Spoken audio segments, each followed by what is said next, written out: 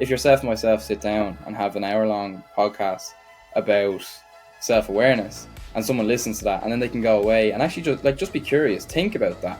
Like, you can, I'm sure, yeah, very easy for people to just call it off and be like, nah, that's a lot of bullshit, I don't know what they're waffling about. But if you take a step back and actually are like, right, I actually had no idea about self-awareness.